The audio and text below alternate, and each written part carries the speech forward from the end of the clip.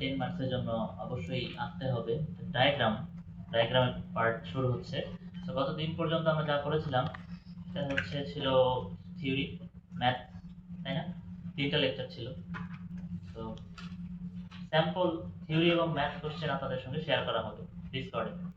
ওই 3টা চ্যাপ্টার থেকে কেমন প্রশ্ন হয় তা ধারণা পাবেন। ঠিক আছে?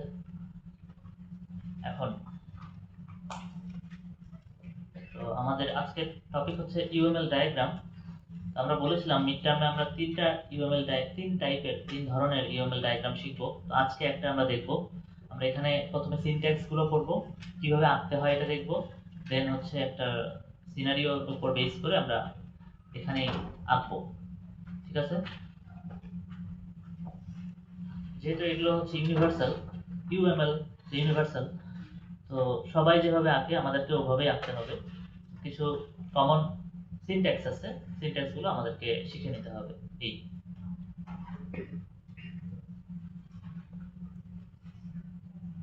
সো ইউএমএল মানে হচ্ছে ইউনিফাইড মডেলিং। ইউনিফাইড মানে বুঝতেই পারতেছেন, সবাই এভাবেই একইভাবে আঁকবে। Unified modelling language. তো কিভাবে আঁকা হয়? নরমালি প্রফেশনালি draw.io তে আঁকা হয়, ভিজিও দিয়ে আঁকা হয়। তবে আমরা হচ্ছে পরীক্ষায় তো এগুলো ইউজ করতে পারবো না, আমাদেরকে পেন্সিল বা পেন দিয়ে আঁকতে হচ্ছে। তো সুন্দর হতে হবে এমন না, বাট পরিষ্কার হতে হবে, ক্লিন। যা আঁকবেন যেটা বোঝা যায়, ক্লিয়ারলি বোঝা যায়। এবং আপনি খাতা যে স্ক্রিপ্টের দুটো পেজ পাশাপাশি ইউজ করতে পারবেন। দুটো পেজকে পাশাপাশি একসাথে একটা পেজ হিসেবে ব্যবহার করতে পারবেন, ক্যানভাসের মতো। আপনি চাইলে ল্যান্ডস্কেপ মোডেও আঁকতে পারবেন, পোর্ট্রেটও আঁকতে পারবেন। আপনার খাতাতে যেভাবে সুবিধা হয় সেভাবে আঁকতে পারবেন, কোনো সমস্যা নেই। দুই পেজ পাশাপাশি করে একটা পেজ বানিয়েও আঁকতে পারবেন। যত বেশি জায়গা নেবেন তত আপনার জন্য সুবিধা হবে। স্পেস যত ক্রিয়েট করবেন আপনার জন্য ইজিয়ার হবে। সো দুই দুই ধরনের ইউএমএল ডায়াগ্রাম আছে, বিহেভিয়ার ডায়াগ্রাম আর স্ট্রাকচার ডায়াগ্রাম। বিহেভিয়ার ডায়াগ্রাম মানে হলো যে ডায়াগ্রামগুলোতে আমরা হচ্ছে ইউজারের বিহেভিয়ার নিয়ে আলোচনা করি, নন টেকনিক্যাল এবং টেকনিক্যাল দুটো পার্সপেক্টিভই। তবে এর ভিতরে আমরা আসলে ইমপ্লিমেন্টেশন ওরিয়েন্টেড কোনো কথা বলি না। ইমপ্লিমেন্টেশনের বিষয়গুলো এখানে থাকে না, হার্ডওয়্যারের কথা থাকে না, ইমপ্লিমেন্ট কিভাবে করতে হয় এগুলো থাকে না। বাট স্ট্রাকচার ডায়াগ্রামে ইমপ্লিমেন্টেশন ওরিয়েন্টেড ডায়াগ্রাম হয়ে থাকে। আপনারা হয়তোবা ক্লাস ডায়াগ্রামের নাম শুনে থাকতে পারেন, নাও পারেন। তবে ইয়ার ডায়াগ্রামের নাম শুনেছেন, অবশ্যই শুনেছেন। ইয়ার ডায়াগ্রামটা স্ট্রাকচার ডায়াগ্রামের মধ্যে পড়ে, কারণ এটা ইমপ্লিমেন্টেশন ওরিয়েন্টেড। ওকে, আমরা বিহেভিয়ার ডায়াগ্রামের মধ্যে কোনটা পড়বো? আমরা পড়বো use case diagram, activity diagram এবং সিকোয়েন্স ডায়াগ্রাম। আর অনেকগুলো আছে, বাট আমরা পড়বো আসলে তিনটা, যে তিনটা মার্ক করা আছে। আর স্ট্রাকচার ডায়াগ্রাম থেকে আমরা পড়বো হচ্ছে কম্পোনেন্ট ডায়াগ্রাম। এখানে অবশ্য ওটা বাকি দুটো ওভাবে লেখা নাই। কম্পোনেন্ট ডায়াগ্রাম, এরপরে আমরা আসলে স্ট্রাকচার চার্ট ডায়াগ্রাম নামে একটা ডায়াগ্রাম করি, আর ডেটা ফ্লো ডায়াগ্রাম করি। তো এখানে ওই নামগুলো নাই। তো আমরা আসলে বিহেভিয়ার ডায়াগ্রাম গুলো মিডে পড়বো, আর স্ট্রাকচার ডায়াগ্রাম হচ্ছে ফাইনালের জন্য পড়বো। এভাবে রাখা হয়েছে। ক্লিয়ার সবাই? তো চলেন আজকে প্রথম যে ডায়াগ্রামটা আমরা শিখবো তার নাম ইউজ কেস ডায়াগ্রাম। এটার সিনট্যাক্স নিয়ে আলোচনা করা যাবে।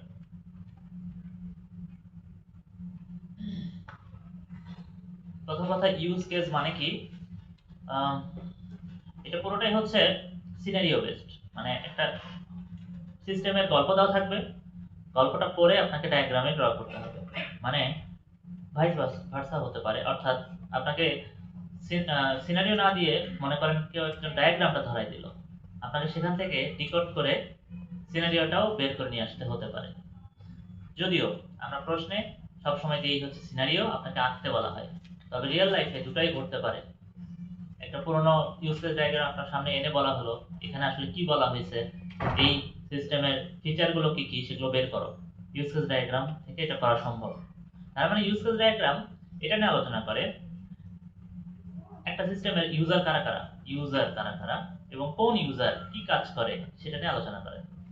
কোন ইউজার কোন কাজটা করে, তার দ্যাট মিন্স এটা একটা কি, এটা একটা ফিচার ওরিয়েন্টেড ডায়াগ্রাম। অর্থাৎ এখানে এই ডায়াগ্রামটা যদি এঁকে ফেলেন তাহলে একটা সিস্টেমের সকল ফিচার্স আপনার সামনে সংক্ষিপ্তভাবে রিপ্রেজেন্টেড হতে পারে, বুঝতে পারবেন পরবর্তীতে। মানে ইজিলি বোঝা যায় একটা ডায়াগ্রামের মাধ্যমে পুরো সিস্টেমটাকে আপনি তুলে ধরার চেষ্টা করতেছেন, এবং কোন ইউজার কোন কাজ করতেছে সেটাও আমরা এখানে তুলে ধরতে পারবো। এখন কথা হচ্ছে ইউজারের সংখ্যা কি, ইউজার মানে কি। একটা সিস্টেমে ইউজার কতজন কতজন থাকে? অনেক। আপনি বলতে পারেন যে 10,000। হ্যাঁ, আমাদের এখানে আলোচনাটা হবে ইউজারের টাইপ নিয়ে। আপনি বলবেন কানেক্টেড ইউজার সংখ্যা 10,000। ওকে, ঠিক আছে। এর মধ্যে মনে করেন 7,000 স্টুডেন্ট, 2,000 মনে করেন 2,000 না, মনে করেন 1,000 ফ্যাকাল্টি, তারপরে আরো অ্যাকাউন্টেন্ট আছে, এইচআর এর লোকজন থাকতে পারে, ভিসি স্যার, আরো অনেকেই থাকতে পারে, ডিপার্টমেন্ট অফিসার। এরা সবাই মিলে 10,000। আমাদের কনসার্নটা 10,000 জন নিয়ে না, আমাদের কনসেপ্টটা হচ্ছে ইউজার মানে হলো ইউজারের টাইপ, টাইপ অফ ইউজার কতগুলো, স্টুডেন্ট, তারপরে হচ্ছে ফ্যাকাল্টি 2, 3 নাম্বার হচ্ছে অ্যাকাউন্টেন্ট, 4 নাম্বার ডিপার্টমেন্ট অফিসার মানে ডিসিও, এরকম 5 নাম্বার এইচআর, তারপরে হয়তো বা সিস্টেম অ্যাডমিন, এরকম ইউজার থাকবে। তো আমাদের এই ইউজার গুলোকে অবশ্যই এই ডায়াগ্রামে রিপ্রেজেন্ট করাইতে পারতে হবে। কতজন ইউজার এটা কিন্তু আমরা এখানে বলবো না, এটা কি বুঝতে পারছি? কতজন ইউজার এটা নিয়ে কোনো কথা হবে না, ইউজারের টাইপটা নিয়ে কথা হবে, কত টাইপের ইউজার। ক্লিয়ার সবাই? হ্যাঁ। এরপরে আরেকটা জিনিস হচ্ছে কোন ইউজার কি কাজ করে। স্টুডেন্ট কোর্স অ্যাড করে, এই যে স্টুডেন্ট কোর্স অ্যাড করে, স্টুডেন্ট কোর্স অ্যাড করে, সেন্টেন্স বলছি না, স্টুডেন্ট অ্যাডস আ কোর্স, একটা সেন্টেন্স বলছি। এই পুরো সেন্টেন্সটাকে বলা হয় ইউজ কেস। কি বলা হয়? Use case. এই পুরো সেন্টেন্সটা একটা use case. Student student course drop করে, এই পুরো সেন্টেন্সটা একটা ইউজ কেস। তার মানে বুঝতে পারছি ইউজ কেস মানে কি, ইউজার কোন একটা কাজ করে, এটা ইউজ কেস। ক্লিয়ার? এই সেন্টেন্স গুলোকেই আমরা আসলে এই ডায়াগ্রামের মাধ্যমে রিপ্রেজেন্ট করব। ইউজার, ইউজার না, স্টুডেন্ট লগইন করে, আবার ফ্যাকাল্টিও লগইন করে, দুটাই কিন্তু ইউজ কেস। তো দুইটাকেই রিপ্রেজেন্ট করাইতে পারতে হবে। তার মানে এখানে দুটো জিনিস আছে, একটা হচ্ছে ইউজারকে, দুই নাম্বারটা হচ্ছে ইউজার কি করে, তাই না? কে এবং কি করে। ওকে, কে এবং কি করে দুটোকেই আমরা এই ডায়াগ্রামে রিপ্রেজেন্ট করব। কে কি করে দুটোকেই আলাদাভাবে রিপ্রেজেন্ট করতে হবে। তো এটা নোটেশন আছে, রাইট? নোটেশন থাকবে। তো নোটেশন গুলোই আমাদের শেখার আজকে টার্গেট। আমরা প্রথম কিছুক্ষণ এই নোটেশন গুলোই দেখব, দেন আমরা আঁকতে শুরু করব। ওকে, প্রথমত যে ইউজারের কথা বলতেছিলাম, বিভিন্ন টাইপের ইউজার, এদেরকে আসলে আমরা এই ডায়াগ্রামের পার্সপেক্টিভে ইউজার না বলে বলি হচ্ছে অ্যাক্টর। শব্দটা কি ইউজ করি? অ্যাক্টর, অ্যাক্টর বলি, অ্যাক্টর। ওকে, যে কিনা কোনো একটা অ্যাকশন পারফর্ম করে। অ্যাক্টর মানে হচ্ছে যে কিনা কোনো একটা অ্যাকশন পারফর্ম করে। অ্যাক্টর যখন কোনো একটা অ্যাকশন পারফর্ম করে, তাকে পুরোটাকে, এই সেন্টেন্সটাকে বলা হয় ইউজ কেস। অ্যাক্টর যখন কোনো একটা অ্যাকশন পারফর্ম করে, তাকে বলা হয় ইউজ কেস। তাহলে স্টুডেন্ট কোর্স অ্যাড করে, এখানে অ্যাক্টরকে অ্যাড কোর্স, এটা কি? অ্যাকশন। অ্যাড কোর্স এটা হচ্ছে অ্যাকশন, ড্রপ কোর্স এটা হচ্ছে অ্যাকশন। তার মানে অ্যাকশন অবশ্যই একটা অ্যাকশন ভার্ব দিয়ে শুরু হবে। কোর্স অ্যাড বলবো না, আমি কি বলবো? Add course. কারণ আমাকে কিন্তু সংক্ষেপে লিখতে হবে, ডায়াগ্রাম তো, আমি তো পুরো সেন্টেন্স লিখবো না, সংক্ষিপ্ত ভাবে, যতটা সংক্ষেপে লেখা যায়, সংক্ষেপে রিপ্রেজেন্ট করা যায় তত বেটার। ডায়াগ্রামে আপনি পুরো সিস্টেমটাকে তুলে ধরার চেষ্টা করতেছেন, তো অবশ্যই সামারাইজ করে লিখতে হবে। Add course, drop course, log in. Clear সবাই? Sign up. ওকে, তো চলেন আমরা সামনে যাই। মনে করেন, তার মানে এখানে ইউজ কেসের ক্ষেত্রে বলা হচ্ছে, ডায়াগ্রামটার ক্ষেত্রে বলা হচ্ছে চারটা কম্পোনেন্ট।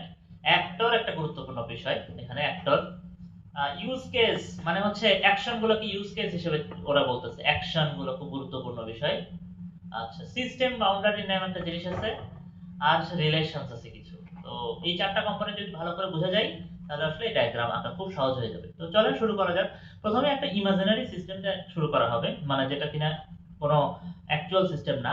মনে করেন রিয়েল লাইফ একটা মানে সিনারিও থেকে এটা আঁকা হয়েছে, এটা কোনো অটোমেটেড সিস্টেম না। কিরকম? দেখেন, একটা কিচেন সিস্টেমকে রিপ্রেজেন্ট করা হয়েছে। হোম মেকার ক্লিন করে, হোম মেকার একটা অ্যাক্টর, হোম মেকার কুক করে, হোম মেকার অ্যাক্টর, এখানে ক্লিন করে, এটা একটা অ্যাকশন, কুক করে, এটা আরেকটা অ্যাকশন। তো এদেরকে কিভাবে রিপ্রেজেন্ট করা হয়েছে? ক্লিনকে একটা ওভালের মাধ্যমে বা এলিপসের মাধ্যমে রিপ্রেজেন্ট করা হয়েছে। এভাবেই আসলে দেখাতে হয় অ্যাকশনগুলোকে, যতটা সংক্ষেপে করা যায়। আর আরেকটা দেখেন, এই হোম মেকারকে আবার কি ফিগার দিয়ে দেখানো হচ্ছে, স্টিক ফিগার বলা হয় এটাকে, তাই না? স্টিক ফিগার এইভাবেই আঁকা লাগবে। এটা হচ্ছে অ্যাক্টরকে আঁকার নিয়ম। এই এরকম কাছাকাছি হলেই হচ্ছে, এটার অ্যাক্টরকে রিপ্রেজেন্ট করার সিস্টেম। আর এর সাথে দেখেন একটা লম্বা স্ট্রেট লাইন দেখানো আছে, তাই না? স্ট্রেট লাইনের মাথায় কিন্তু কোনো অ্যারো থাকবে না, অ্যারোটা দেখে মনে হচ্ছে অ্যারো আছে বাট অ্যারো নাই কোনো। স্ট্রেট লাইন হবে শুধুমাত্র, স্ট্রেট লাইনটা রিপ্রেজেন্ট করে কোন অ্যাক্টর কোন অ্যাকশনটা পারফর্ম করে সেটা বোঝানোর জন্য এই স্ট্রেট লাইন ইউজ করা হয়। বুঝতে পারছেন? স্ট্রেট লাইনটার কাজ কি? কোন অ্যাক্টর কোন অ্যাকশন পারফর্ম করে সেটা রিপ্রেজেন্ট করার জন্য এই স্ট্রেট লাইনটা দেওয়া হয়। স্ট্রেট লাইনের একটা নাম আছে, এটার নাম হচ্ছে অ্যাসোসিয়েশন। এই স্ট্রেট লাইনটার একটা নাম আছে, এটাকে বলা হয় অ্যাসোসিয়েশন। দ্যাট মিন্স এরকম লাইন আরো অনেক ধরনের আছে এখানে, এই ডায়াগ্রামে দেখবেন কোথাও ড্যাশড লাইন, কোথাও অ্যারো আছে, কোথাও অ্যারো নাই। তো বিভিন্ন ধরনের লাইনের উপর ভিত্তি করে বিভিন্ন টাইপের নাম এবং রিলেশন রিপ্রেজেন্ট হবে। এখানে যেটা দেখতেছেন এটার নাম অ্যাসোসিয়েশন। ওকে, এখানে আরেকটা জিনিস আছে, এই দেখেন একটা রেক্ট্যাঙ্গেল বক্সের মতো দেখতেছেন না, এটাকে বলা হয় সিস্টেম বাউন্ডারি। কেন বলা হয়? কারণ সিস্টেমের ভেতরে হচ্ছে এই কাজগুলো হয় এবং সিস্টেমের বাইরে থেকে অ্যাক্টর কোনো একটা ইনপুট দেয় বা আউটপুট নেয়। তো অ্যাক্টর আসলে কি করে, অটোমেটেড সিস্টেম কি করে? ইনপুট দেয় বা কোনো একটা আউটপুট নেয়। ইনপুট নাও দিতে পারে, শুধু আউটপুট নিতে পারে, এরকমও হতে পারে, সেটাও অ্যাক্টর। কিন্তু অবশ্যই সে সিস্টেমের বাইরের অংশ, কিন্তু সিস্টেমের ভেতরের পার্ট না, সে বাইরে থেকে কোনো ইনপুট দিচ্ছে। সিস্টেম সিস্টেমের মতো চলতেছে, সার্ভারে রান করতেছে, ব্রাউজারের অ্যাক্টর ইউজ করতেছে, রাইট? বা অ্যাপ্লিকেশন বা কোনো মোবাইল অ্যাপ ইউজ করতেছে অ্যাক্টর কোন একটা ইনপুট দিচ্ছে বা আউটপুট নিচ্ছে, বাট সে কিন্তু সিস্টেমের বাইরের পার্ট। বুঝতে পারছেন? ওকে, তাহলে অ্যাক্টরকে আমরা সিস্টেম বাউন্ডারি বাইরে রাখবো। এই বন্ধন কি শেষ?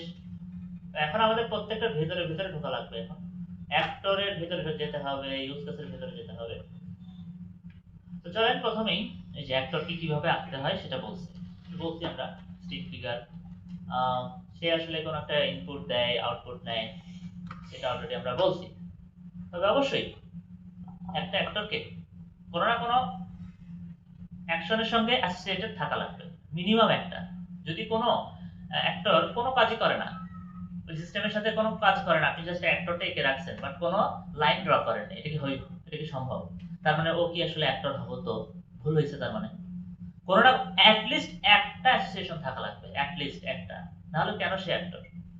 ওকে, এখন আসেন অ্যাক্টরের টাইপ আছে, primary actor, secondary, external hardware আর হলো আদার সিস্টেম। চার ধরনের অ্যাক্টর আছে। তো চার ধরনের অ্যাক্টরকে আমরা কেন গুরুত্বপূর্ণ আলাদা করার দরকার পড়ে না, চার অ্যাক্টরকে আলাদা করে বলতে হয় না যে এটা সেকেন্ডারি অ্যাক্টর, এটা প্রাইমারি অ্যাক্টর, এটা আদার সিস্টেম, বলতে হয় না। তবে আঁকার সময় একটা রুল আছে, রুলটা একবার শুনে নেন। এই যে একটা সিস্টেম বাউন্ডারি দেখলেন না, একটা বাক্সের মতো, বাক্সের বাম পাশে, বাম পাশে প্রাইমারি অ্যাক্টরকে আঁকতে হয় আর বাকি সবাইকে ডান পাশে আঁকতে হয়। সবাইকে কিন্তু স্টিক ফিগার দিয়ে আঁকবো, ঠিক আছে? সবাইকে স্টিক ফিগার দিয়ে আঁকবো, আলাদা করার কোনো উপায় নাই। শুধু উপায় মানে শুধু আলাদা করতেছি কাকে? প্রাইমারি অ্যাক্টরকে আলাদা করতেছি, ওকে শুধুমাত্র এই বাক্সের বামে আঁকার মাধ্যমে, বাকি সবাইকে ডানে আঁকবো। সো আমার সেকেন্ডারি অ্যাক্টর কোনটা, এক্সটার্নাল হার্ডওয়্যার কোনটা, আদার সিস্টেম কোনটা, এটা কিন্তু আলাদা করার খুব একটা দরকার পড়তেছে না। এটা কি বুঝতে পারছেন? শুধুমাত্র আপনি যদি প্রাইমারি অ্যাক্টরকে সেপারেট করতে পারেন তাহলেই হয়ে যাচ্ছে। তো এখন চলুন প্রাইমারি অ্যাক্টরকে কিভাবে সেপারেট করে, ওর মানেটা কি? তো প্রাইমারি অ্যাক্টর মানে হচ্ছে যার জন্য সিস্টেমটার মানে যে কারণে সিস্টেমটা বানানো হয়েছে সেই ফিচারগুলো যে অ্যাক্টর পারফর্ম করে তাকে বলা হয় প্রাইমারি অ্যাক্টর। যার জন্য যে কারণে সিস্টেমটা তৈরি করা হয়েছে সেই অ্যাকশনগুলো যে অ্যাক্টর পারফর্ম করে তাকে বলা হয় প্রাইমারি অ্যাক্টর। এখন কানেক্ট কি জন্য বানানো হয়েছে জানো? কোর্স, হ্যাঁ, অ্যাডভাইজিং এর জন্য। তাই অ্যাডভাইজিং কে করবে? স্টুডেন্ট এবং ফ্যাকাল্টি। মনে রাখেন, ফ্যাকাল্টিও অ্যাডভাইজিং করে। সো স্টুডেন্ট এবং ফ্যাকাল্টির জন্য আসলে এই কানেক্ট বানানো হয়েছে। সো এই দুইজন হবে কানেক্টেড কি? Primary actor. তো প্রাইমারি অ্যাক্টর কিন্তু একজন হয় না, দুইজনও হতে পারে, একজন হতেও পারে, দুইজনও হতে পারে, আমরা জানি না, ডিপেন্ড করে কিসের উপর? সিনারিওর উপরে। তো কখনোই চিন্তা করবেন না প্রাইমারি অ্যাক্টর একজনই হবে, এরকম চিন্তা করবেন না। আচ্ছা, তবে অ্যাটলিস্ট একটা প্রাইমারি অ্যাক্টর সিস্টেমে থাকা লাগবে, এটা আবার সত্য, অ্যাটলিস্ট একটা থাকা লাগবে, নাহলে সিস্টেম কেন বানাইছেন, অরিজিনালি কেন বানাইছেন, তার জন্য যে কাজটা যে করে সেই তো প্রাইমারি অ্যাক্টর। এমনও হতে পারে একাই একটা অ্যাক্টর আছে সিস্টেমে, আর কোনো অ্যাক্টর নাই, হতে পারে সে প্রাইমারি অ্যাক্টর হিসেবেই আছে। তার মানে সেকেন্ডারি অ্যাক্টর কারা এবং আদার সিস্টেম কারা এবং কারা, ওই যে এক্সটার্নাল হার্ডওয়্যার কারা, সেটা এখন বোঝার চেষ্টা করি। ওকে, কানেক্টে ডিসিও রোল আছে, ডিসিও কিন্তু লগ ইন করে, কিন্তু ওর জন্য কি কানেক্ট বানানো হয়েছে আসলে, নাকি ও সাপোর্টিং একটা রোল প্লে করতেছে? হ্যাঁ, ডিসিও অবশ্যই এখানে secondary actor. Admin, system admin, ওর জন্য কি এই সিস্টেমটা বানানো হয়েছে, নাকি ও সাপোর্ট করে, অ্যাডমিনিস্ট্রেটিভ কাজ করে, ম্যানেজ করে, এই ধরনের মানেই হচ্ছে সেকেন্ডারি অ্যাক্টর, এই শব্দগুলোর মিনিং বুঝতে পারছেন? তাহলে প্রাইমারি অ্যাক্টর সেকেন্ডারি অ্যাক্টরকে আলাদা করা যাচ্ছে।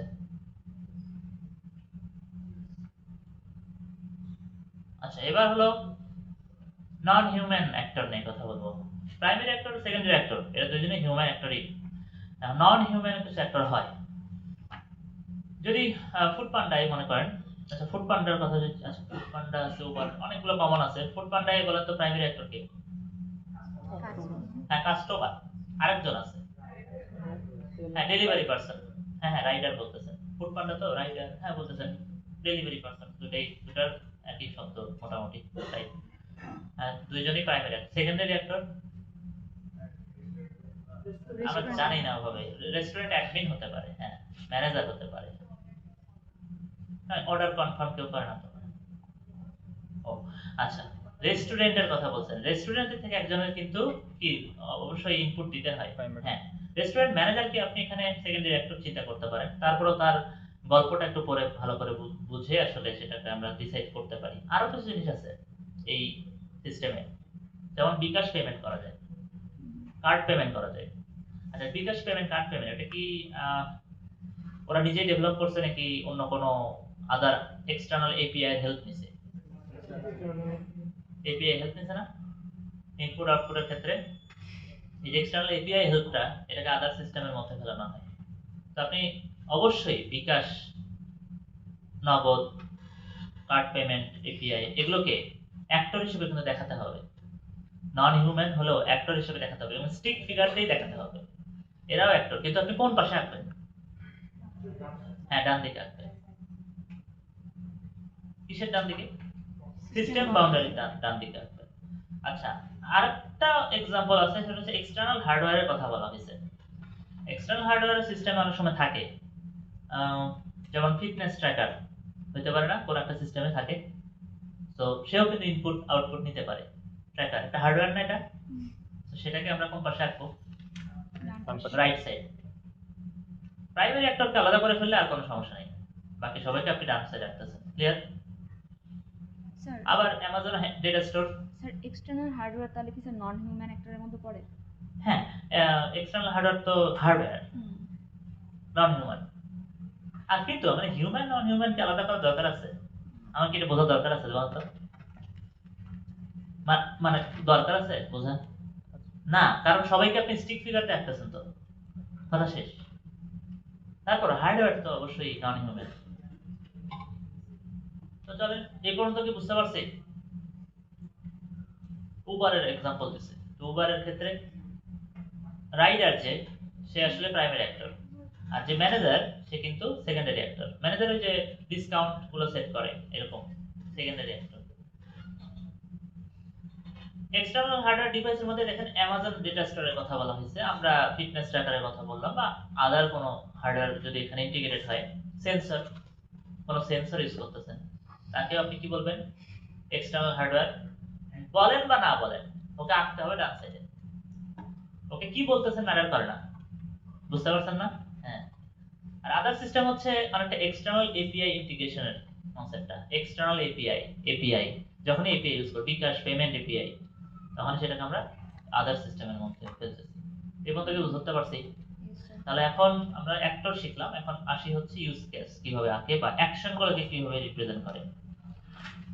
সার্কেল আঁকবো না, সার্কেল না এঁকে এলিপস বা ওভালের মতো করে শেপ একটা আঁকবো, একদম পারফেক্ট আঁকা লাগবে এমন কিছু না, বাট ক্লিয়ারলি বোঝা গেলেই হচ্ছে। তো এখন এর ভিতরে কি থাকে, একটা প্রথম কথা ইউনিক নেম থাকে। দেখেন সবাই অ্যাকশনগুলো একটা ইউনিক নাম থাকতে হবে। মানে লগইন তো অনেকেই করে, ফ্যাকাল্টিও করে লগইন, আবার স্টুডেন্টও করে। আপনি যদি আবার স্টুডেন্টের লগইন একটা দেখান, ফ্যাকাল্টি লগইন আলাদা দেখান, ভুল হবে। লগইন একটাই অ্যাকশন। সো রিপিটেড কোনো অ্যাকশন আপনি লিখতে পারবেন না, এটাকে বোঝাতে পারছি। রিপিটেড অ্যাকশন আপনি আঁকতে পারবেন না। প্রিন্সিপাল ভার্ব দিয়ে শুরু হবে, বুক আর রাইট, বুক, লগইন, তারপরে মনে করেন ড্রপ কোর্স, ড্রপ। অবশ্যই যেটা আপনি আঁকবেন, এই যে এরকম একটা অ্যাকশন যেভাবে ইউজ কেস আঁকলেন, আঁকার মানেই হচ্ছে অবশ্যই কোনো না কোনো অ্যাক্টরের সঙ্গে এর অ্যাসোসিয়েশন থাকা লাগবে, কেউ না কেউ এই কাজটা করে, রাইট? কিন্তু ক্ষেত্র বিশেষে আরেকটা রিলেশনের নাম আমরা শিখবো একটু পরে, তখন দেখবো অ্যাসোসিয়েশন ছাড়াও একটা অ্যাকশনকে আপনার ইউজ কেস ডায়াগ্রামে রাখা যায়, যেটা অন্য একটা রিলেশনাল নেম আছে, অন্য একটা নেম আছে, সেটা আমরা দেখাবো। তো এরকম হতে পারে, অবশ্যই অ্যাক্টরের সঙ্গে অ্যাসোসিয়েটেড থাকতে পারে, বা কোনো একটা ইউজ কেস অন্য আরেকটা ইউজ কেসের সাথেও কানেক্টেড থাকতে পারে। সেই কানেকশনের নাম এখনো আমরা শিখি নাই, আসি তাহলে সেখানে চলে যাব। তো আমরা অলরেডি শিখলাম কি, অ্যাক্টর শিখলাম, আমরা আমরা কিভাবে ইউজ কেস গুলো দেখাবো সেটা শিখলাম। এবার থার্ডটা হচ্ছে সিস্টেম বাউন্ডারি। এটা খুবই সহজ কথা, রেক্টেঙ্গল দিয়ে দেখাতে হবে, এবং বাম পাশে হচ্ছে প্রাইমারি অ্যাক্টর, ডান পাশে হচ্ছে বাকি সকল অ্যাক্টরকে দেখাবো। একটা জিনিস মাথায় রাখেন, যত ইউজ কেস আঁকবেন সবাইকে কিন্তু সিস্টেম বাউন্ডারির ভেতরেই আঁকতে হবে, বাইরে আঁকা যাবে না। বাইরে কোনো ইউজ কেস আঁকা যায় না, বাইরে শুধু থাকে কারা, অ্যাক্টর। এখন এই সিস্টেম বাউন্ডারির উপরে টপ এবং বটমে কিন্তু কেউ থাকে না। সিস্টেম বাউন্ডারির বামে এবং ডানে থাকে, উপরে নিচে কেউ থাকবে না। উপরের দিকে নরমালি আমরা এই জায়গাটাতে আমরা সিস্টেমটার নাম লিখে দিই, সিস্টেমের নেম। এবার আসেন রিলেশনের ক্ষেত্রে। রিলেশন অলরেডি আপনারা একটা দেখছেন, কার সাথে কার রিলেশন দেখছেন, একটা অ্যাক্টরের সঙ্গে একটা ইউজ কেসের রিলেশন দেখছেন, বা অ্যাকশনের রিলেশন দেখছেন, একটা লম্বা স্ট্রেট লাইন দেওয়া হয়েছিল। এখন আপনারা কিন্তু আঁকার সময় স্ট্রেট না হলে হবে, বাঁকা আঁকলেও সমস্যা নেই, ঠিক আছে, বাট লাইনটা ড্র করতে হবে। এখন এইটাকে বলতেছে আমরা অ্যাসোসিয়েশন। এটা ছাড়াও আরো দুটো টাইপের রিলেশন এক্সিস্ট করে, একটা নাম জেনারালাইজেশন, আর একটা নাম হচ্ছে ডিপেন্ডেন্সি। তো চলেন প্রথমে অ্যাসোসিয়েশনটা দিয়ে শুরু করা যাক। অ্যাসোসিয়েশন, এই যে রাইডার, বুক আর রাইট। রাইডার কি করে, রাইট বুক করে, এটাকে বলে অ্যাসোসিয়েশন। স্ট্রেট সলিড লাইনের কথা বলা হয়েছে, no arrow, no dash or curve line, but okay, curve বলা হয়, মানে কার্ভ আঁকা যাবে না বলছে, বাট আমরা আসলে পেন্সিলে বা কলমে আঁকতেছি, হাতে হতেই পারে কার্ভ, সমস্যা নেই। ক্লিয়ার সবাই, এগুলো তো বুঝতে পারছি। আচ্ছা এখন বলেন তো, এরপরে স্লাইডটা তো যাবো, তার আগে বলেন জেনারালাইজেশন মানে কি, কোথায় পড়ছেন, কোন কোর্সে ছিল? 370 তে। ঠিক মানে কি? হ্যাঁ, মানে জেনারেশনাল কনসেপ্টটা কোথা থেকে, জেনারালাইজেশন মানে ঠিক মানে অনেকগুলো সাব ক্লাসকে একটা আমব্রেলার আন্ডারে নিয়ে আসা। সাব ক্লাস সুপার ক্লাসের কথা মনে আমি শুনতে পাচ্ছি একটু, রাইট, একদমই রাইট। সাব ক্লাস, সাব এবং সুপারের কনসেপ্টটাই এখানে আসবে, ঠিকই বলছেন। তো আমরা জেনারালাইজেশন শিখবো। এটা অ্যাক্টরকেও জেনারালাইজ করা যায়, অ্যাক্টরেরও সাব টাইপ সুপার টাইপ থাকতে পারে, বা প্যারেন্ট চাইল্ড থাকে। আবার কোনো ইউজ কেসেরও সাব ক্লাস সুপার ক্লাস থাকতে পারে। এরকম কেউ এক্সাম্পল দিতে পারবেন? আমি স্লাইড দেখালে তো হয়ে গেল, এক্সাম্পল বলেন তো, অ্যাক্টরকে আপনি সাব ক্লাস সুপার ক্লাসে বলে দেখান। এমপ্লয়ি, এটা ভালো বলছেন, এটা বেটার লাগলো। Yes, student. আচ্ছা কানেক্টের ক্ষেত্রে স্টুডেন্ট একজন অ্যাক্টর, বাট স্টুডেন্টের টাইপ হতে পারে আন্ডারগ্রেড স্টুডেন্ট এবং পোস্ট গ্রেড স্টুডেন্ট। খুবই ভালো এক্সাম্পল হতে পারে, খুব ভালো, কারণ হতেই পারে আন্ডারগ্রেড স্টুডেন্টের যে ফাংশনালিটি তার সাথে পোস্ট গ্রেডের ডিফারেন্স থাকতে পারে।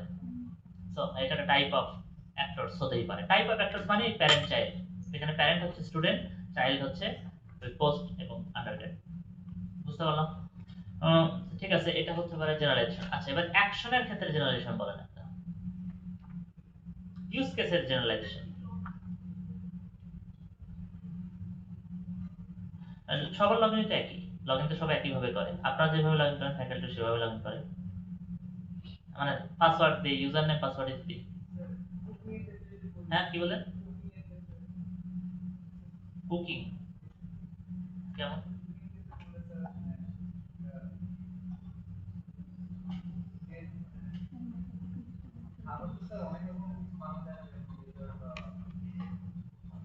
ও আচ্ছা, হ্যাঁ হ্যাঁ, ওটা যদিও একটা অটোমেটেড সিস্টেমের এক্সাম্পল ছিল না, তারপরেও আপনি চেষ্টা করতেছেন বলার, এটা ভালোই বলতেছেন। স্যার এখানে যে বুকিং হ্যাঁ, কি দুই রাইট আছে? টাইপের কুক হতেই পারে, ঠিক বলতেছেন।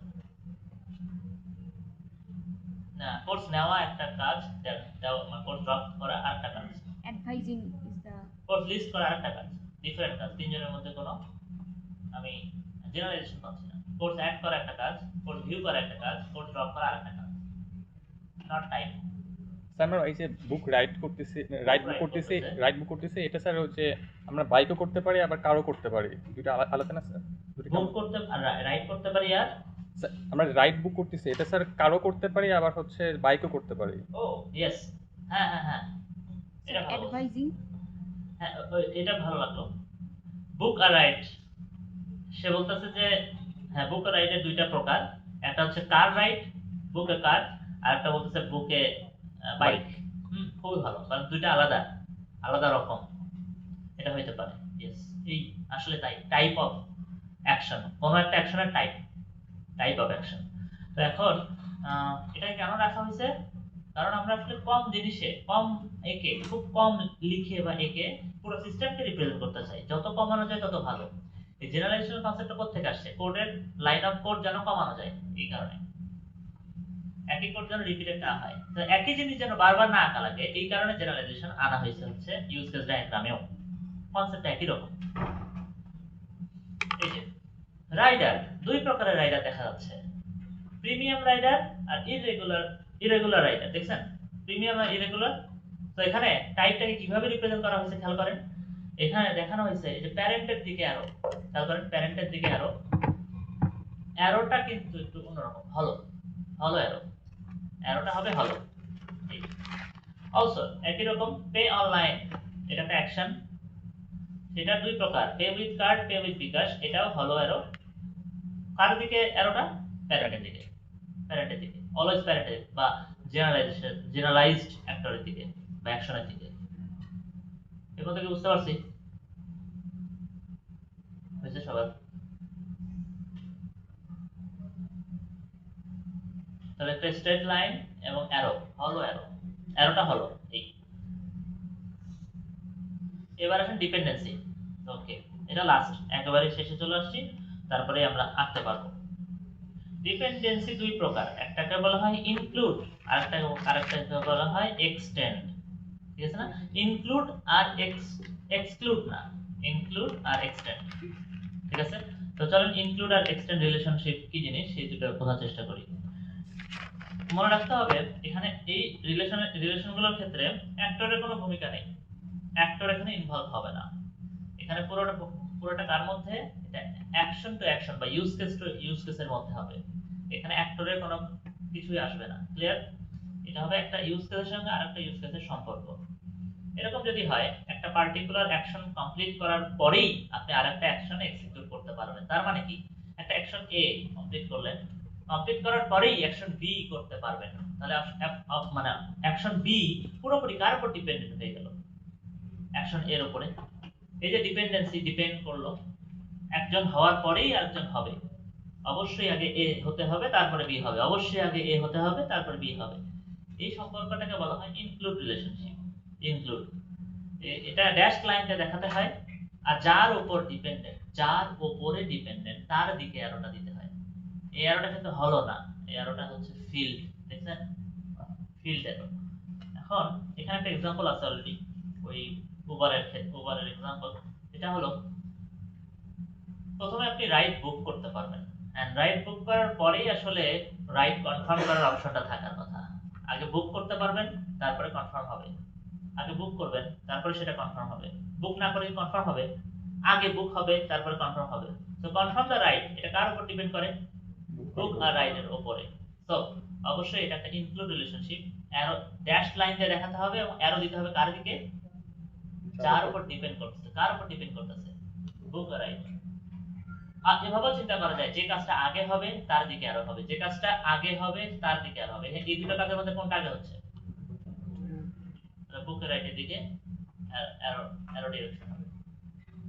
ফিল্ড অ্যারো বা রেগুলার অ্যারো, হলো না, ফিল্ড বা রেগুলার একটা অ্যারো দিলেই হচ্ছে, হলো দিবেন না। এখন বলেন এটাকে আমরা বলতেছি হচ্ছে ইনক্লুড। যেহেতু এখানে তো লিখে দিতে হবে, এখানে স্টেরিওটাইপের ভিতরে ডবল অ্যাঙ্গেল ব্র্যাকেট স্টেরিওটাইপ, এই যে ইনক্লুড লিখতে হবে, ইনক্লুড লিখে দিতে হবে। ওটা না লিখলে কেন লিখতে হবে জানেন? কারণ দুইজন দেখতে একই রকম, এই কারণে ইনক্লুড আর এক্সটেন্ড আলাদা করে মেনশন করতে হবে। এটা ইনক্লুডেড এক্সটেন্ড, এটা ম্যান্ডেটরি লিখতে হবে। ক্লিয়ার? এবার আরেক ধরনের ডিপেন্ডেন্সি দেখি, যেখানেও একই কথা, অ্যাকশন এ হওয়ার পরে অপশন বি হবে। ঠিক আছে, এখন কথাটা একটু অন্যরকম করে দেব। এবার বলছে অ্যাকশন এ শেষ হবে, শেষ হওয়ার পরে অ্যাকশন বি হতেও পারে নাও পারে, অপশনাল। অ্যাকশন বি কে ঘটানো যেতেও পারে, নাও যেতে পারে, অপশনাল। করতেই হবে এমন না, ম্যান্ডেটরি না। বুঝতে পারছেন? এরকম রিলেশনশিপকে আমরা কিভাবে রিপ্রেজেন্ট করি? এটাকে আমরা বলি এক্সটেন্ড। আচ্ছা, অ্যাকশন এ আর বি এর মধ্যে কোনটা আগে হবে? এই আগে হবে। এ হওয়ার পরে বি হতেও পারে নাও পারে, বাট আগে হবে কে? এ। তাহলে অ্যারোটা ওই এর দিকেই হবে। এটা কি বুঝতে পারছি? কথা কি বোঝা গেছে? তো এখানে যেমন আছে যে রাইটটা ফিনিশ হলো, ফিনিশ দ্য রাইট, এরপরে আপনি একটা অপশন পান রিভিউ দেওয়ার। আচ্ছা, রিভিউ দিতেও পারেন, নাও দিতে পারেন না, রিভিউ কি দিতেই হয়? ম্যান্ডেটরি কিছু স্কিপ করা যায়? হ্যাঁ, দিতেও পারেন নাও পারেন। এই কারণে এটাকে আমরা বলতেছি এক্সটেন্ড রিলেশনশিপ। কিন্তু এরকম যদি হতো যে রাইট ফিনিশ করার পর রিভিউটা দিতেই হবে ম্যান্ডেটরি, তাহলে আপনি কি রিলেশন দিয়ে দেখাতেন? হ্যাঁ, এটা ইনক্লুড হতো। যেহেতু অপশনাল, এটা এক্সটেন্ড। এই আছে না, বাট ডিপেন্ডেন্সি কিন্তু এখানেও আছে। কারণ এই কাজটা, এই অপশনটা আপনি তখনই পাবেন যদি রাইটটা ফিনিশ করেন। তো আগে কোনটা হবে? Finish the right. যেটা আগে হবে তার দিকে আরো হবে, যে কাজটা আগে হবে তার দিকে আরো হবে। শেষ। ক্লিয়ার সবাই? সিনট্যাক্স শেষ, সিনট্যাক্স এখানে শেষ। রং করা যাক, সিনারিও করি। চারটা মাত্র সিনট্যাক্স, অ্যাক্টর, তারপর use case 3 number, system boundary 4 number, হ্যাঁ ডিপেন্ডেন্সি। ডিপেন্ডেন্সি না তো, এটা বলা রিলেশন। কি বলা হয়? রিলেশন। কেন বললাম রিলেশনস কয় প্রকার? হ্যাঁ, 3 প্রকার। কি কি? অ্যাসোসিয়েশন, জেনারালাইজেশন এবং ডিপেন্ডেন্সি। হ্যাঁ, অ্যাসোসিয়েশন তো একরকমই দেখলেন, জাস্ট স্ট্রেট লাইন। জেনারালাইজেশন আবার দুইটা জায়গায় দেখছেন, অ্যাক্টরের মধ্যে দেখছেন, আবার ইউজ কেসের মধ্যে দেখলেন। আর একটা কি? ডিপেন্ডেন্সি কয় প্রকার দেখলেন? 2 প্রকার, একটা ইনক্লুড, একটা এক্সটেন্ড। এখন থেকে বুঝতে পারছেন, এক্সটেন্ড কিন্তু এক্সক্লুড না। এক্সটেনশন থেকে এক্সটেন্ড, অতিরিক্ত।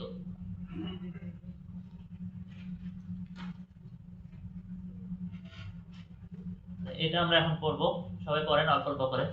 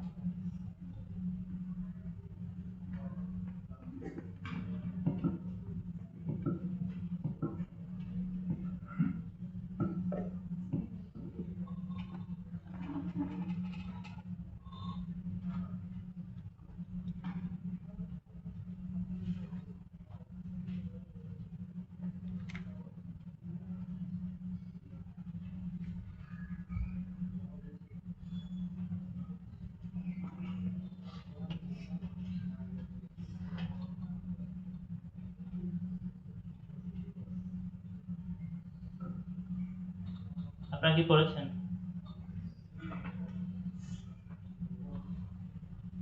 তো এখানে হসপিটাল ম্যানেজমেন্ট সিস্টেমের একটা পার্ট নিয়ে রিসেপশনিস্টের কথা বলা হয়েছে, দেখতে পাচ্ছেন।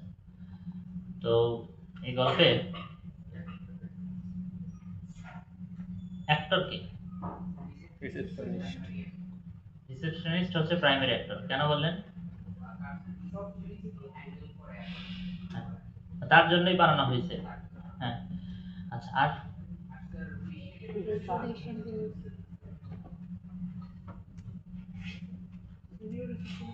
আচ্ছা, সিনিয়র রিসেপশনিস্ট একটা লাইন আছে না? তাহলে এটা মানে কি? এটা হয়তো বা সাব, দেখাই বোঝা যাচ্ছে সিনিয়র সাব। রিসেপশনিস্টের একটা সাব অ্যাক্টর হতে যাচ্ছে। ওকে, ফাইন। আচ্ছা, পেশেন্ট কোথা থেকে আসছে এখানে? পেশেন্ট পেশেন্ট আছে। প্রাইমারি। পেশেন্টকে কি বলতেছেন? Primary two. অন্য কোনো মতামত? আর কোনো মতামত?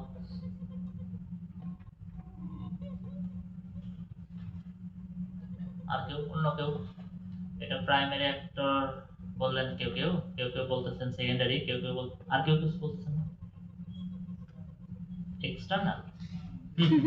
বাকি যেটা আছে বলে দিন।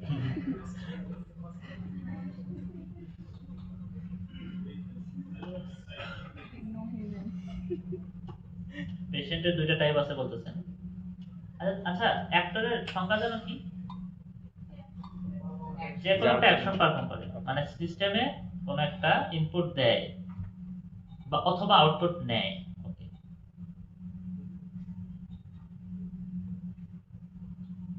এই গল্পে কি পেশেন্ট কোনো ইনপুট দেয় আউটপুট নেই স্যার।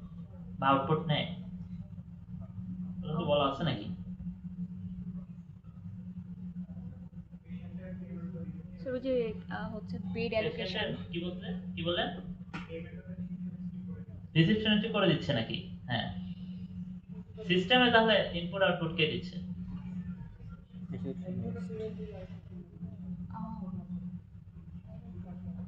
কোথাও কি লেখা আছে যে পেশেন্ট লগ ইন করে বা কোনো কাজ করে ইনপুট দিচ্ছে? লেখা আছে? পাইছেন? তাহলে যে ইনপুট দেয় না অথবা আউটপুট সিস্টেম থেকে দেখে না, ম্যানুয়ালি কিছু একটা করে হয়তো, সিস্টেমের মধ্যে নাই তার পার্ট, তাই কি ও অ্যাক্টর? না। সো প্রথম কথাটাই হচ্ছে পেশেন্ট এখানে অ্যাক্টর না। এতে কি এটা নিয়ে কেউ কি ইয়ে আছেন, কনফিউজড আছেন? শুরুতেই বুঝতে পারছেন এটা যে অ্যাক্টর না। তো আপনাকে ফিগার আউট করতে হবে। প্রথমেই ইমোশনে তাড়িত হওয়া যাবে না, আবেগ দিয়ে ভাবা যাবে না যে আমাদের এখানে পেশেন্টের কথা লেখা আছে, হ্যাঁ এটা অ্যাক্টর না। এটা দেখতে হবে যে ও ইনপুট দিচ্ছে বা আউটপুট নিচ্ছে কিনা। সো আমাদেরকে অবশ্যই এটা ভাবতে হবে, ভেবে আমাদেরকে ডিসাইড করতে হবে কোনটা অ্যাক্টর কোনটা অ্যাক্টর না, নাহলে ভুল হয়ে যাবে। কিন্তু এটা সিস্টেম, অটোমেটেড একটা সিস্টেমের ড্র করা হচ্ছে, আপনাকে ভেবে ভেবে আঁকতে হবে। আপনি সিস্টেম অ্যানালিস্ট, আপনার ভুল মানে কার ভুল? ডেভেলপারের ভুল, টেস্টারের ভুল, সবার ভুল, যাবতীয় সবার চাকরি শেষ না। আপনারই চাকরি শেষ, সবাই চাকরি থাকবে, বুঝতে পারছেন? সবার চাকরি থাকবে, আপনারটা যাবে।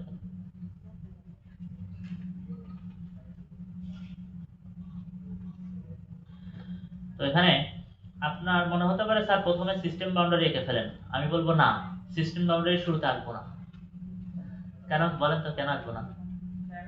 হ্যাঁ, জায়গা জায়গা, আমি সিস্টেম বাউন্ডারি এঁকে ফেলি, আমি আটকা পড়ে গেলাম আর কি ছোট জায়গার ভিতরে। আমি যেটা করবো ওপেন আঁকতে থাকবো। কি আঁকতে থাকবো? অ্যাক্টর আঁকতে থাকবো, অ্যাকশন গুলো আঁকতে, ইউজ কেস গুলো আঁকতে থাকবো। একে একে যা জায়গা হবে সেই সেই অনুযায়ী শেষে যে সিস্টেম বাউন্ডারি আঁকবো। আবার এটা যদি ভুলে যাই, সব আঁকা শেষ, সিস্টেম বাউন্ডারি আঁকলাম না, সেটাও ইনকমপ্লিট। তো মনে রেখে আঁকতে হবে। ক্লিয়ার সবাই?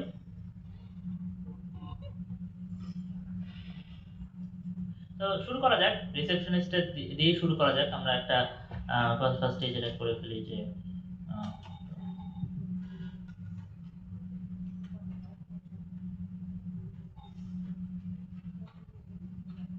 ও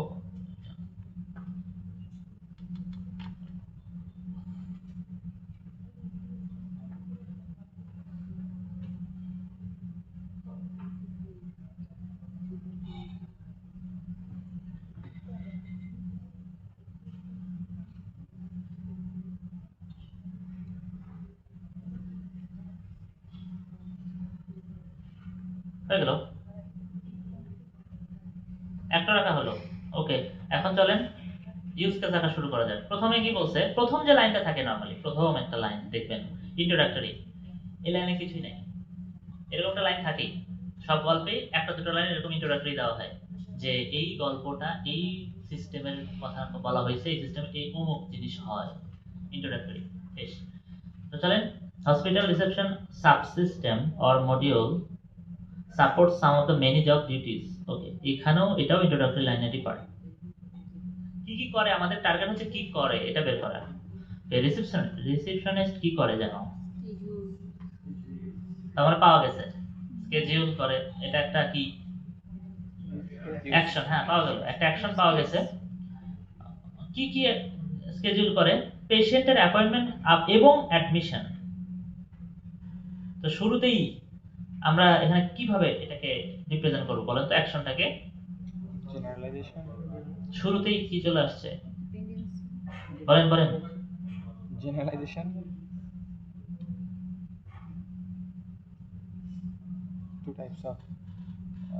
ওকে, স্কেডিউল করে, ভালো কথা, কিন্তু কি কি স্কেডিউল করে বলছে?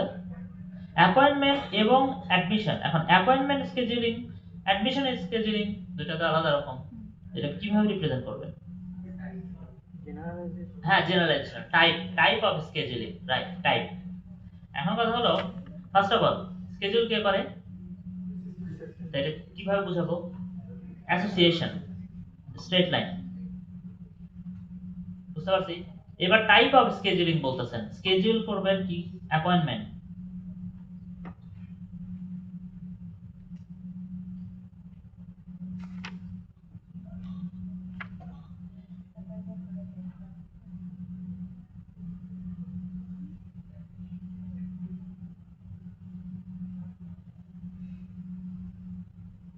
এটাকে কিভাবে দেখাবো? এই যে এভাবে দিয়ে কানেক্ট করতে হয়, দেন প্যারেন্টের দিকে কি আরো হলো হলো হলো হ্যালো, আবার হ্যালো ওয়ার্ল্ড।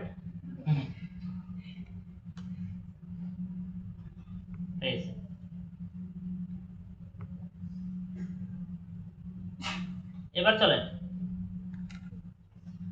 এই কোনটা হয়েছে, দেন কালেক্টস, এটা একটা important part, collects information from the patient upon patient's arrival and or by phone. খেয়াল করেন, ফোনের মাধ্যমে এই কাজটা সে করে, ইনফরমেশন কালেক্ট করে। তাহলে কালেক্ট ইনফরমেশন কি কোনো ইউজ কেস আপনি দেখাবেন? না, কারণ ফোনের মাধ্যমে কাজটা করে ম্যানুয়াল, এটা সিস্টেমের বাইরের পার্ট, ফোন দিয়ে করে, বা ফোন অথবা পেশেন্ট সামনে আসছে, সে কথা শুনলো আপনার থেকে, আপনি পেশেন্ট মনে করেন এখানে দাঁড়ায় আছে, আমি রিসেপশনিস্ট, সে আমাকে বলতেছে আমার নাম এই, আমার অ্যাড্রেস এটা, আমি কি করতেছি? আমার সিস্টেমে ইনপুট দিচ্ছি, কে? আমি কে? রিসেপশনিস্ট ইনপুটটা দিচ্ছে, পেশেন্টের রেজিস্ট্রেশন কে করে দিচ্ছে, তার মানে রিসেপশনিস্ট। ইনফরমেশনটা কালেক্ট করলো কিভাবে? ম্যানুয়ালি বা ফোন করে, কিন্তু ইনপুটটা দিচ্ছি আমি, টাইপ করলাম। সিস্টেমে ইনপুট যেটা দিচ্ছি সেটাকেই আমি কিভাবে বলবো? এই ইউজ কেসে রিপ্রেজেন্ট করব, সিস্টেমের বাইরের কোনো কিছুকেই রিপ্রেজেন্ট করব না। কিন্তু ক্লিয়ার? বুঝতে পারছেন? বলেন।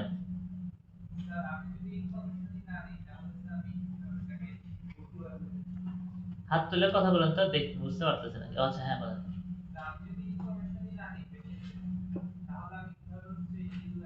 হ্যাঁ, তাহলে ইনফরমেশন না দিলে রেজিস্ট্রেশন হবে না। ইনফরমেশনটা দিচ্ছে কে? আপনি সামনে আসেন, পেশেন্ট, পেশেন্ট আসছে, তারপরে আপনি রিসেপশনিস্ট তার কথা শুনে রেজিস্ট্রেশন করলেন, এই তো। আপনি যদি না আসেন, পেশেন্ট বাসায় থাকে, রেজিস্ট্রেশন করার দরকার আছে আর? না, আপনি তো পেশেন্টের দরকার নাই, তাহলে রেজিস্ট্রেশন হবে না, শেষ। আমি তো মাইন্ড রিড করব না যে কেউ বলতেছে না, তারপর আমি রেজিস্ট্রেশন করে ফেলবো, মনে করলাম উনি পেশেন্ট হতে পারে, ও ওনার নাম লিখে ফেললাম, না, এই তো। হ্যাঁ, তার হয়ে ইনপুটটা দিচ্ছি আমি, কথা তো সিস্টেমে ইনপুট কে দিচ্ছে, এটা হচ্ছে আসল কথা, পেশেন্ট দিচ্ছে না। পেশেন্টের রেজিস্ট্রেশন করার ক্ষমতা তার নিজস্ব এই সিস্টেমে নাই, বলা নাই কোথাও। নিজে হইতো। আপনারা হসপিটালে তো অনেকেই ইনভলভ গেছেন হয়তো। হ্যাঁ স্যার, হচ্ছে স্কেডিউলের ক্ষেত্রে আমরা কি স্যার অ্যাপয়েন্টমেন্ট না নিয়ে অ্যাডমিশন তো করাইতে পারবো না স্যার, হ্যাঁ ওগুলো আসতেছে, তখন হ্যাঁ তো ওই ওটা রিলেশন গুলোতে এখন আসতেছে, ওগুলো যাচ্ছি ওই তো যাবই, ওদিকে যাচ্ছি। হ্যাঁ বলতেছিলেন যে অ্যাপয়েন্টমেন্ট করতে হবে, ওগুলো রিলেশনের ব্যাপার, আসতেছে আস্তে আস্তে আসবে। স্যার ওটা জেনারেলাইজেশন না হয়ে ডিপেন্ডেন্সি হলো না কেন? ও এইটা এই দুটা, হ্যাঁ এটা তো স্কেডিউল করতেছে, খেয়াল করেন, এটা স্কেডিউল করতেছে অ্যাপয়েন্টমেন্টটা, অ্যাপয়েন্টমেন্ট স্কেডিউলিং আর অ্যাপয়েন্টমেন্ট অ্যাডমিশন, দুই ধরনের দুই ধরনের স্কেডিউল, মানে কখন আপনি অ্যাপয়েন্টমেন্ট দিবেন সেটার স্কেডিউলিং। বুঝতে পারছি। ডাক্তার অ্যাপয়েন্টমেন্ট আর অ্যাডমিশন হচ্ছে আপনি ভর্তি হবেন, ডাক্তার দেখানো একটা জিনিস আর ভর্তি হওয়াটা আরেকটা, দুই ধরনের অ্যাপয়েন্টমেন্টের কথা বলছে, দুই ধরনের স্কেডিউলের কথা বলছে। তাহলে আপনারা বলতে পারেন যে পেশেন্ট রেজিস্ট্রেশন এটা কিন্তু করতে হয় কে করে? রিসেপশনিস্ট করে। তাহলে এটা কাজটা, এটা তো একটা কাজ, এই কাজটা দেখাতে হবে না, ইউজ কেসের মাধ্যমে দেখাতে হবে। কিভাবে দেখাবেন? ইউজ কেস লিখবো কিভাবে? পেশেন্ট রেজিস্ট্রেশন না, হ্যাঁ রেজিস্টার পেশেন্ট বা রেজিস্টার পেশেন্ট, এইভাবে লিখতে হবে, অ্যাকশন ভার্বটা আগে যাবে।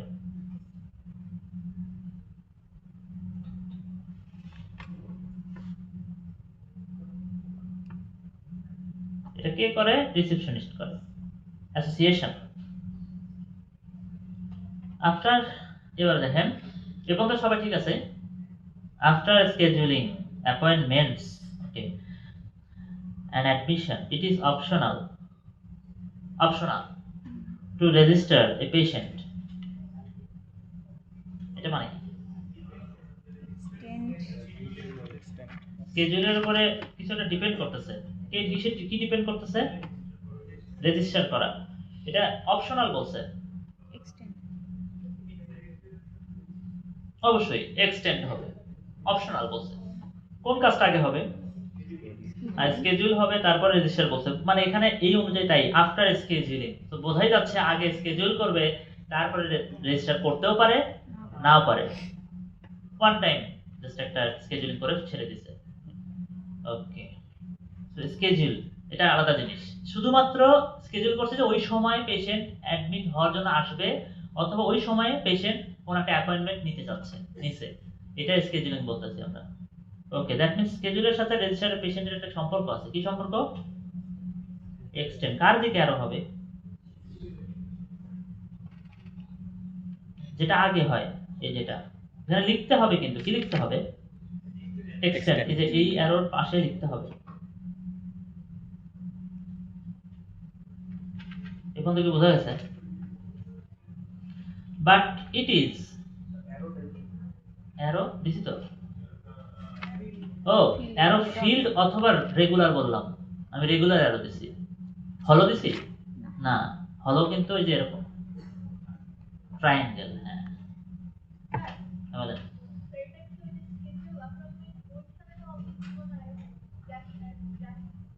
কোনটা?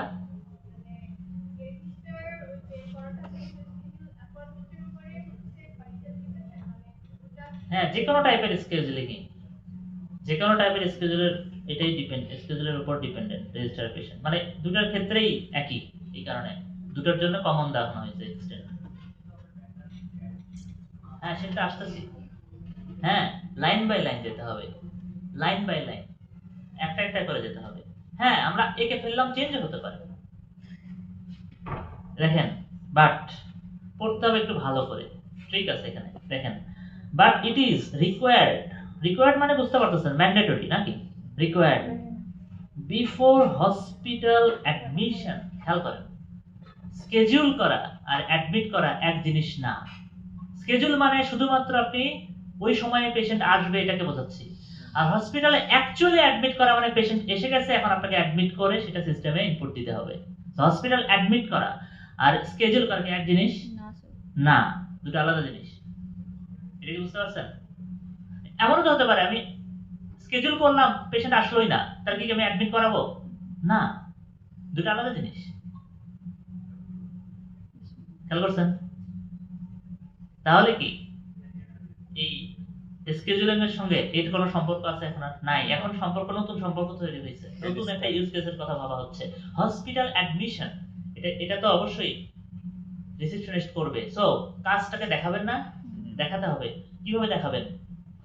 নতুন একটা ইউজ কেস দেখাতে হবে, কি নাম দেবেন সেটা? Hospital admission, Admit two hospital. হ্যাঁ, অ্যাডমিট পেশেন্ট ইন হসপিটাল এভাবে বলতে পারেন, অ্যাডমিট পেশেন্ট ইন হসপিটাল। ও শুরুতে ভাবটা লাগবে। স্যার ডু হসপিটাল অ্যাডমিশন দিলে হবে না? হসপিটাল অ্যাডমিশন লিখবো না তো, শুরুতে ডু। ডু দিলে শুরুতে কি দিতে হবে? শুরুতে দিতে হবে action verb, principal verb. Admit patient in hospital. Okay, দিলাম। কে করে এটা? রিসেপশনিস্ট। হ্যাঁ, রিসেপশনিস্ট করে।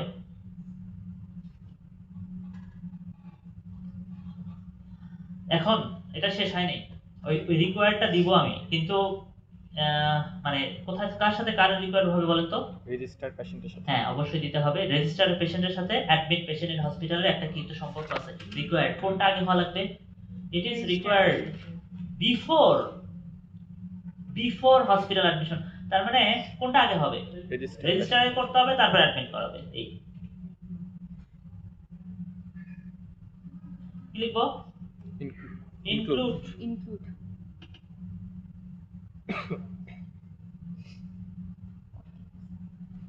ডাবল অ্যাঙ্গেল ব্র্যাকেটের ভিতরে ইনক্লুড। শেষ। এবার আসেন, the patients who will stay in the hospital, তাদেরকে বলছে inpatient. Okay, should have a bed allotted in a ward first. Outpatient, তার মানে বোঝা যাচ্ছে দুই প্রকারের পেশেন্ট অ্যাডমিশনের কথা বলা হচ্ছে। একটা হচ্ছে ইনপেশেন্ট আর একটা হচ্ছে আউটপেশেন্ট। এটা কিভাবে দেখাবেন? প্রথম কথা, বেড অ্যালটমেন্ট আসতেছি, আগে বলেন ইনপেশেন্ট আউটপেশেন্টের কথা যে আসছে এটা দেখাবেন কিভাবে? ইয়েস, হ্যাঁ, কি বলতেছেন? ঠিকই বলতেছেন। হ্যাঁ, দুইটা টাইপ হবে। ইয়েস, অ্যাডমিট পেশেন্টের দুইটা টাইপ আছে। তো চলেন দুইটা type, admit outpatient, admit inpatient.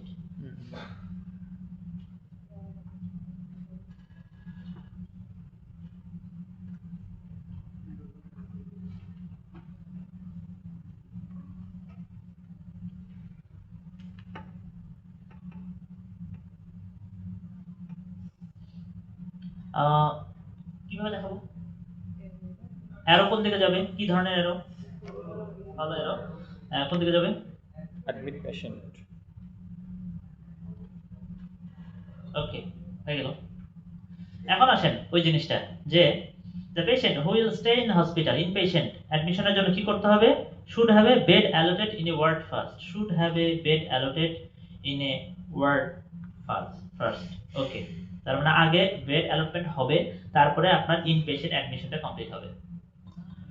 এখন এই কাজটা করে কে? রিসেপশনিস্ট। বেড অ্যালটমেন্ট, তাহলে বেড অ্যালট করারকে রিপ্রেজেন্ট করতে হবে না? কিভাবে করবেন? অ্যালটটা বেড। অ্যাকশন দিতে হবে, অ্যালট বেড, এটাও একটা অ্যাকশন। এটা কই আপু? অনেক জায়গা আছে না? জায়গা নেই, আমার অনেক জায়গা আছে, আমার তো ফুল ক্যানভাস, বুঝতে পারছেন না? ওপেন, প্রচুর জায়গা।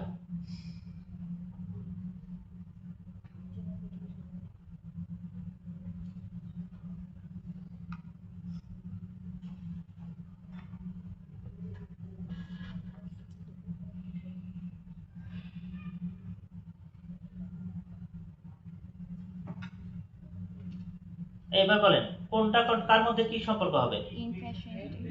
ইনপেশেন্টের সঙ্গে অ্যালট বেডের সম্পর্ক আছে, কার দিকে অ্যারো হবে? এই হ্যাঁ, এই দেখেন, আগে ফার্স্ট আগে কি হবে? বেড অ্যালটমেন্ট হবে, তারপরে অ্যাডমিট হবে। দেখছেন লেখা আছে, ফার্স্ট আগে লেখা আছে। সো ইয়া, এটা আগে হবে, যেটা আগে হবে তার দিকে অ্যারো হবে অলওয়েজ।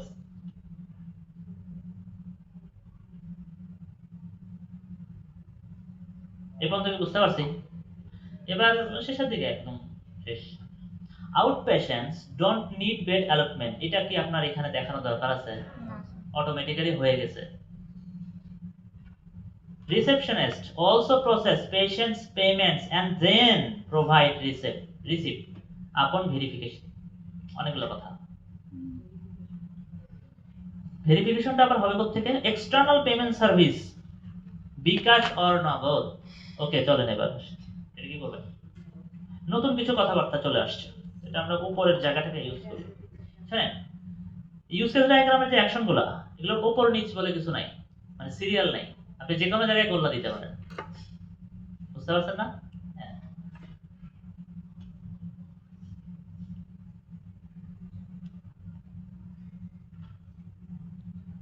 উপরের জায়গাটা এখন ইউজ করব।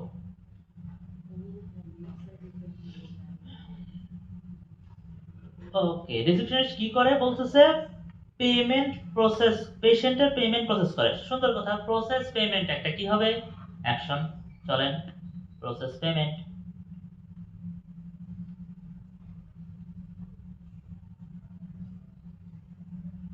এটা করে receptionist. and then provide receipt, receipt provide করে, provide receipt এটাও কে করে? কিন্তু বিষয় আছে এখানে। ইনক্লুড হ্যাঁ, ও ডিপেন্ডেন্সি। করে এটা, বাট রিসিপ্ট প্রোভাইড যে করে তার সঙ্গে প্রসেস পেমেন্টের একটা সম্পর্ক আছে। কি সম্পর্ক আছে? Include dependency. কোনটা আগে হবে? Process payment. আগে প্রসেস পেমেন্ট হবে, দেন প্রোভাইড করবে। ওকে, চলেন সেটাই দেখাবো।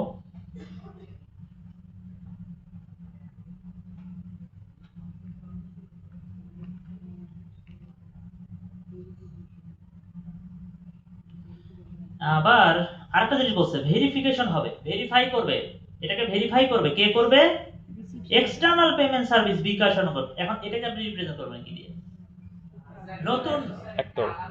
ইয়েস, নতুন একটা অ্যাক্টর আসতে যাচ্ছে এই মাত্র, তার নাম হবে পেমেন্ট সার্ভিস বা এক্সটার্নাল পেমেন্ট সার্ভিস। যেটা লিখবেন সেটাই ঠিক, পেমেন্ট সার্ভিস বা এক্সটার্নাল পেমেন্ট সার্ভিস। এটা আঁকার জন্য বামে আঁকবো না ডানে আঁকবো? ডানে। হ্যাঁ, এটা ডানে আঁকতে হবে। কারণ কি, এটা কি, এটা কার মধ্যে পড়ছে? আদার সিস্টেমের মধ্যে পড়ে।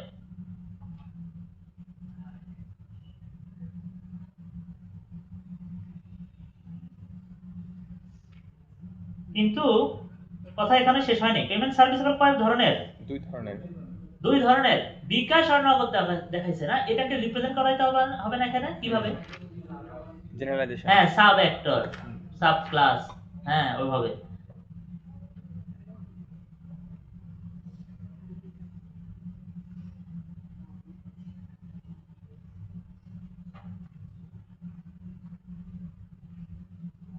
এই যে হয়ে গেল। এখন পেমেন্ট সার্ভিস কি করে? ভেরিফাই করে পেমেন্ট।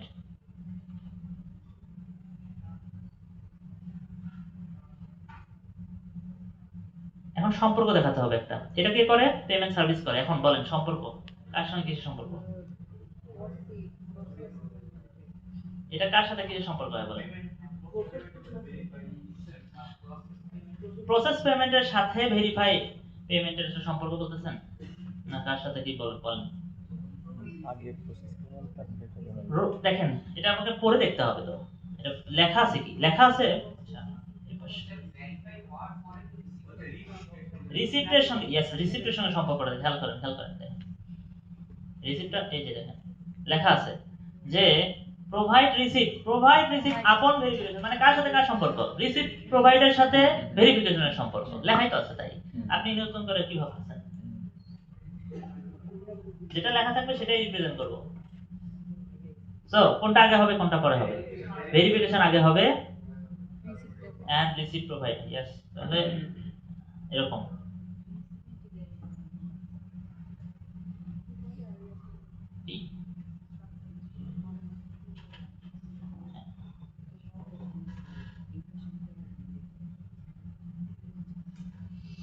এরকম দিকে দিব, ইনক্লুড। এখন থেকে বুঝতে পেরেছি। আর একটা লাইন, সেটা কি? অনলি কি জানো? Only the senior receptionist can file insurance claims and medical reports. তার মানে সিনিয়র রিসেপশনিস্ট আবার নতুন একজন লোক চলে আসছে। মনে রাখতে হবে এটা কার টাইপ? সিনিয়র রিসেপশনিস্ট অবশ্যই রিসেপশনিস্টের একটা টাইপ। তার মানে এটা কিভাবে দেখাবেন? জেনারেলাইজেশন মাথায় রাখতে হবে, একটা জিনিস মাথায় ঢোকান। সেটা হলো যদি কোনো অ্যাক্টর প্রাইমারি অ্যাক্টর হয় তার স্পেশালাইজড যে চাইল্ড যে সে অবশ্যই প্রাইমারি অ্যাক্টর হবে অটো। ক্লিয়ার? কি বললাম? যদি কোনো অ্যাক্টর প্রাইমারি অ্যাক্টর হয় তার চাইল্ড অবশ্যই প্রাইমারি অ্যাক্টর হবে অটো। যদি কোনো অ্যাক্টর সেকেন্ডারি অ্যাক্টর হয় তার child automatically secondary actor. Clear? Okay, এখন আমরা জায়গাটা ম্যানেজ করি। উপরে আঁকা যায় নিচেও আঁকা যায়, সমস্যা নাই। উপরেই বেশি জায়গা আমার অ্যাভেলেবল দেখা যাচ্ছে। এটা এরকম হবে যে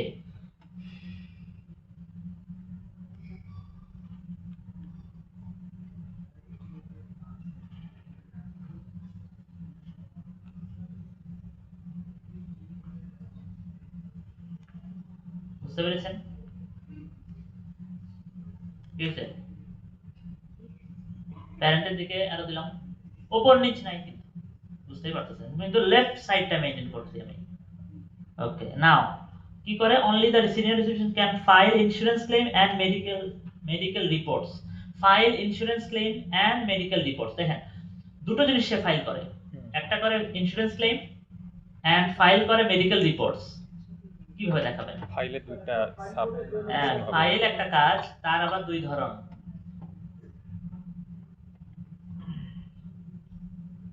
এটা কে করে? Senior receptionist. সিনিয়র অ্যাসোসিয়েশন দেখালাম। এখন ফাইল কয় প্রকার? দুই প্রকার। দুই প্রকার। এটা কিভাবে দেখাবো? এইভাবে। এত কম জায়গাতে হবে না, এজন্য বলছি না পেজে কি করতে হবে, আগে থেকে পেজটা ওপেন রাখতে হবে, দুইটা পেজ পাশাপাশি রেখে ওপেন।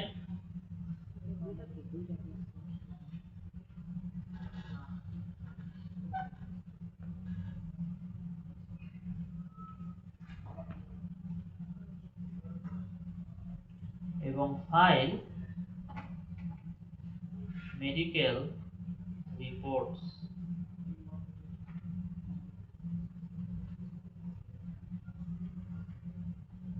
বুঝতে পেরেছেন? এখন লাস্ট কি কাজ? বাউন্ডারি। System boundary.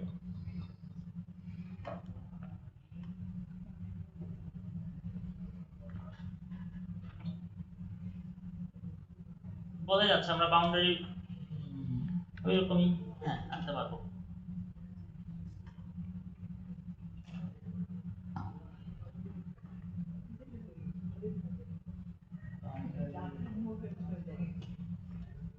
আগে এগুলো পারতাম, এখন পারতাম না। কিভাবে যেন স্কোয়ার আঁকতে হয়। যাই হোক, মোছাও যাচ্ছে। কেউ পারেন? এটা ভুলে গেছি আমি, মনে পড়ছে। সিলেক্ট করতে হবে।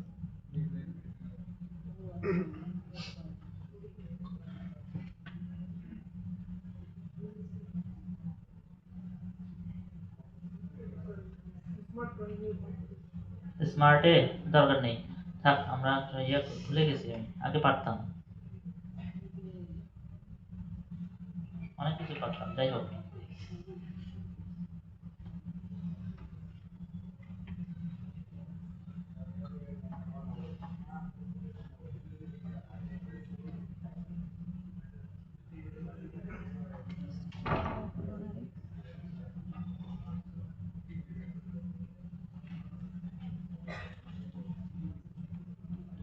সহজ হচ্ছে।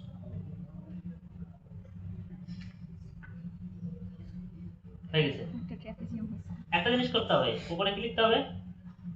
সিস্টেমের নাম। হ্যাঁ, হসপিটাল রিসেপশনিস্ট, হসপিটাল না hospital reception subsystem, management system না, এই হ্যাঁ সাবসিস্টেম। শেষ, এই পর্যন্তই। তাহলে কি বুঝতে পারছেন?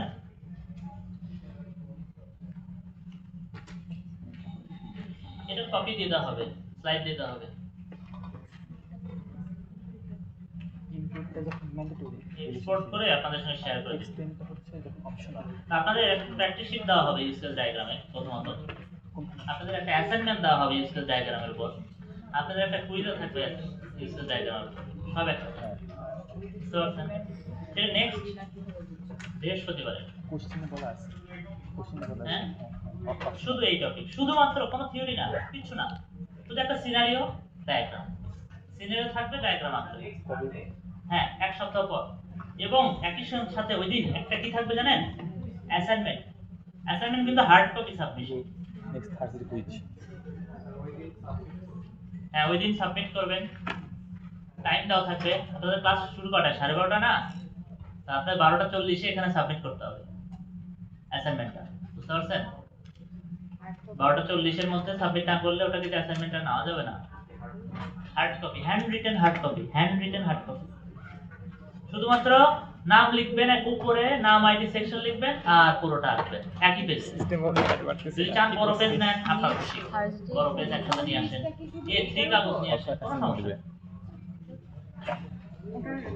ওকে আমরা এখন অ্যাটেন্ডেন্স দিব আসলে চলে আসেন সবাই থ্যাংক ইউ আজকে এ পর্যন্ত বললো যে 12টার মধ্যে 9টা স্ক্যান দিতে দেখেন